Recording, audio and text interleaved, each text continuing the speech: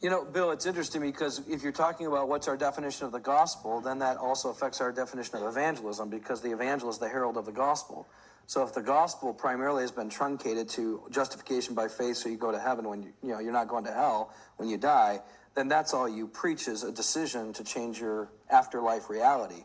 But if you preach that the gospel is Jesus is King and Lord, and he rescues you from the dominion of darkness into the dominion of his beloved Son, and that he lived a perfectly righteous life so that now by the same Spirit that raised him from the dead, you, when you put your trust in him, can also live that same life with his power to enable you to not just be justified, but be sanctified and eventually be glorified. So salvation is not just salvation from hell, but salvation from sin, death, Satan, and a life of selfish living.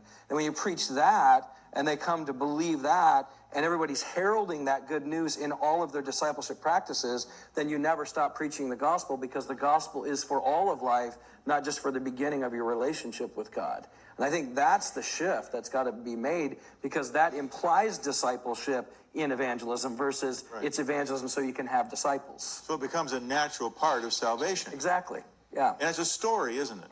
Yeah. It's a very long story. Yeah. It's, as they say, the greatest story ever told. Yeah. But I was wondering, KP,